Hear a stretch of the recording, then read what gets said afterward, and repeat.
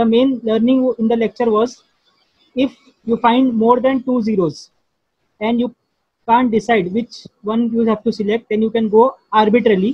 Yesterday I have posted one solution in which I have given 5 different ways for a similar problem, and you must have seen in all the 5 ways the answer was 56 lakhs only. So whenever there is a tie between 2 zeros, there you can select arbitrary. But remember, first step will always be finding out single zero. If there is a single zero, then you have to assign it first. If not, then only you go for arbitrary selection. Let us suppose by your mistake you are not able to find a single zero and you assign arbitrarily, then that will be a wrong solution. You will not get an optimum answer. So any doubt till here to anyone? So today we will start with another special case of assignment problem. Yesterday we have seen about the multiple optimum solution, unbalanced, in which either the row or column was not balanced. So we balanced it by putting a dummy row or column. And second, with inbuilt, it was a multiple optimum solution, which is another case of assignment problem. Now third case is restricted assignment problem. As I already said, restricted means that person can't be assigned to that job. So in question, either you will find a dash or you can find out infinity. So either infinity will be there or a dash will be there. That means that that person cannot be assigned for that job. So dash means he can't be assigned. Infinity means he can't be assigned because the cost incurred for assigning that person to that job will be very high. Hence, it can't be assigned. So in both the cases, we have to leave that part. Either there will be a dash or there will be a infinity. So let us start with the question. The question is, assign a man to a job for the data given below. The matrix indicates the cost incurred. So this is the data. Now you can see here, in place of M2 assigning to job B, there is a dash. That means M2 can't be assigned to job B. It can be assigned to A, it can be assigned to C, it can be assigned to D, but it can't be assigned to P. Similarly, M4 can't be assigned to A. This is the question given. Now, what's new in this? Nothing new. We have to follow exactly same steps which we were following. Just at the place of dash, no operations will be performed. For example, let us say, just for example, let us say in M2 row, the minimum number is 1. So if I subtract it from all the numbers, it will, in first column, I will get 17 minus 1, 16. Then dash minus 1. So at this place, no operations will be performed, neither positive, neither negative. Then I will go 16, 16 minus 1, I will get 15, and 1 minus 1, I will get 0.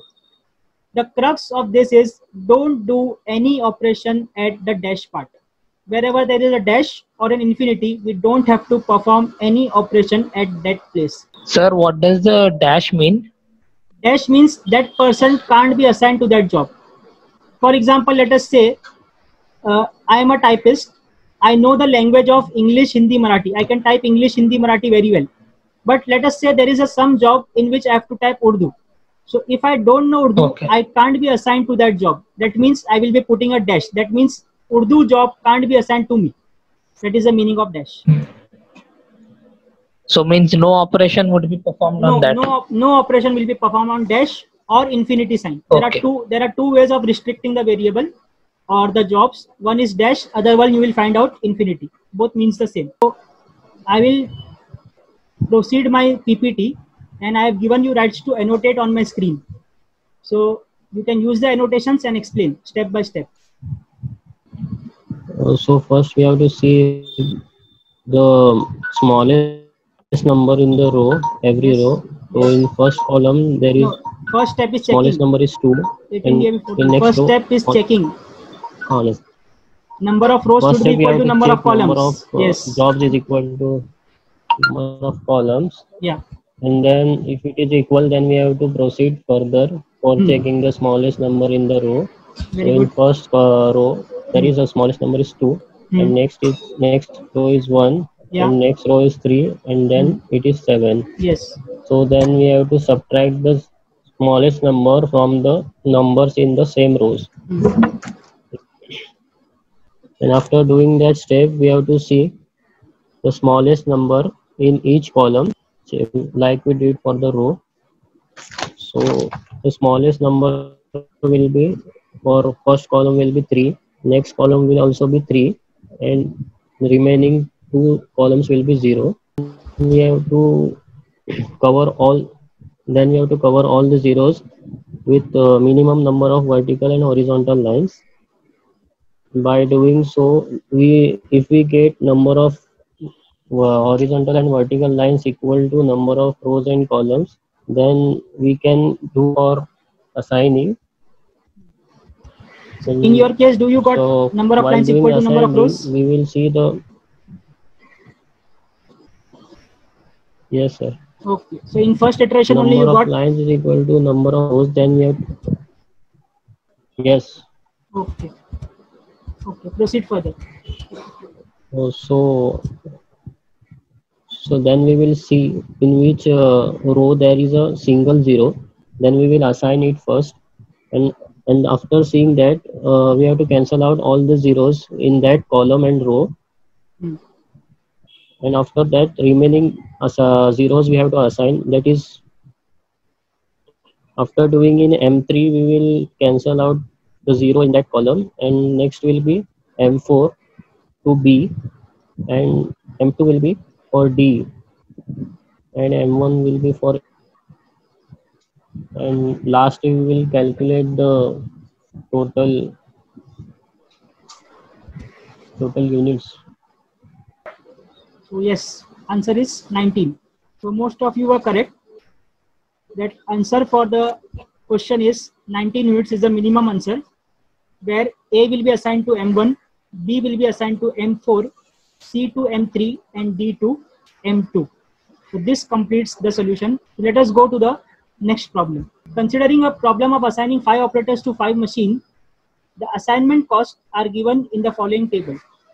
Operator A can't be assigned to machine 3 and operator C cannot be assigned to machine 4, and we have to find out optimal assignment. Operator A cannot be assigned to machine 3, hence there is a dash at A and 3. And similarly, C can't be assigned to machine 4, so I have C in place of C4, I have a dash. Rest procedure is exactly same. The first step was check the number of persons equal to number of rows.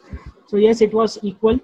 Next step, select the smallest number from each row and subtract it from other numbers in the same row.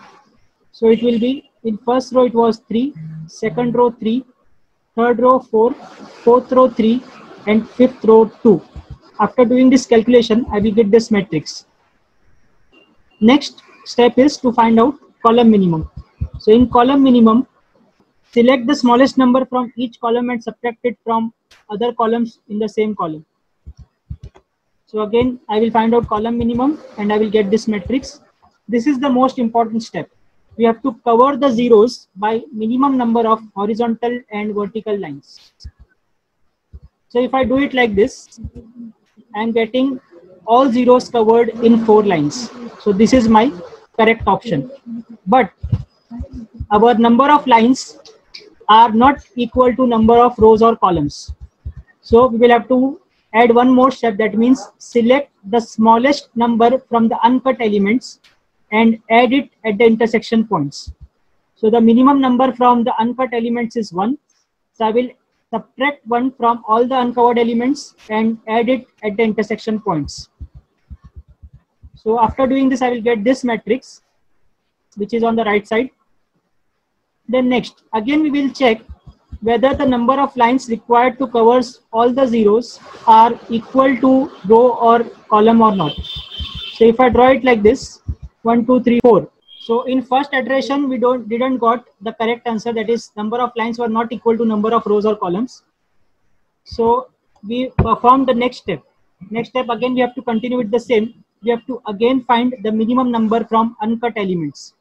So the minimum number now also is 1. So I will subtract it from all the other uncut elements and add it at the intersection points.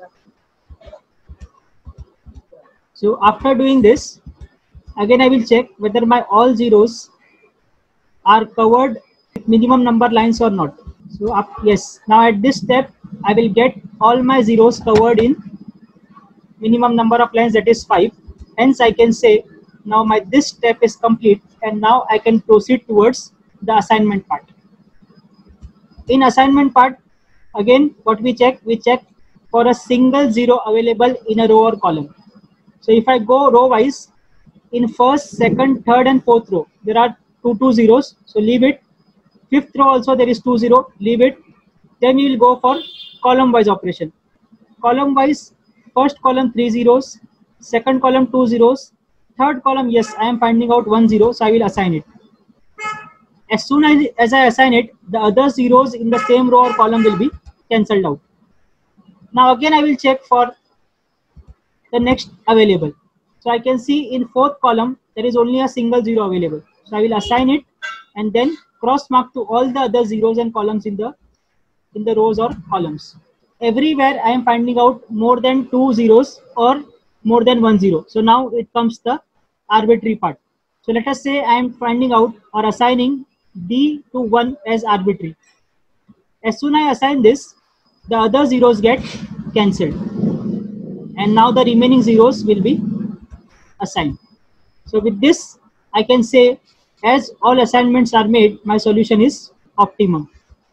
And the assignments are A to 4, B to 3, C to 2, D to 1 and E to 5.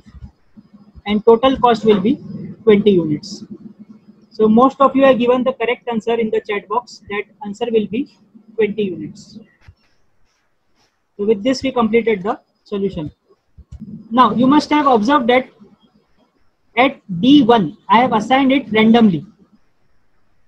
I could have assigned something else also because there was many options available, but I assigned D to 1. So let us say next step, if I don't assign D to 1, what happens? So in this case, starting will be same. Now at this point, I am assigning D to 5. So if I assign D to 5, D1 will get cancelled, D2 will also be get cancelled, this also cancelled, and this also will get cancelled. And we will get this solution like this: A4, B3, C2, D5 and E1. So again minimum cost is 20 units. So this we have also seen yesterday, that if there are more than 1 0 in any row or column and we can't assign it like that, so we will do assignment arbitrarily and the final answer which we will get will be same. So this is also a case of multiple optimum solution. Sir ये multiple optimum solution repeat करो ना. Multiple optimum solution क्या है, हमने कल भी देखे थे कि लेट अस से यहाँ पर थोड़ा सा बैक जा रहा हूँ. तो देखो यहाँ तक तो कोई इशू नहीं है, हमने बराबर से असाइन किए बाय असाइनिंग सिंगल जीरो. अब इस स्टेप के बाद मेरे पास कोई ऑप्शन नहीं है. That means I am not finding out any single zero in either row wise और कॉलम वाइज. तो अब यहाँ पर आ जाता है हमारा आर्बिट्री. तो आर्बिट्री में मैं क्या कर रहा हूँ, I am just selecting D1 arbitrarily. एक बार D1 को असाइन कर दिया तो next step will be cancelling out all the zeros in that particular row और कॉलम. तो ये सब कैंसिल हो गए. नेक्स्ट अब सिंगल जीरो मुझे मिल रहा है E और 5 पे, तो मैंने उसको असाइन कर दिया. So this will get cancelled. Now only single zero available is C2. So this completes my assignment. And the total cost, minimum cost is 20. But suppose मैंने D1 select किया, किसी ने D1 select नहीं किया arbitrary में, suppose उसने D5 select कर लिया, तो भी कोई issue नहीं है. First step as it is रहेगा. अब देखो D5 select हुआ तो क्या होगा, D1 cancel हो जाएगा और बाकी ये सब भी cancel हो जाएंगे. Now only thing remaining are single zero at C2 and E1. तो ये दोनों assign हो जाएंगे. And again I will get the same answer as 20. So this is the case of multiple optimum solution, which means the assignments can be different but the minimum cost will be same. This is the meaning of multiple optimum solution. We will wind up here only, and tomorrow we will start with maximization case. Till now what we have done is we have seen the cases in which there is minimum. Find minimum cost, find minimum time, find minimum mileage.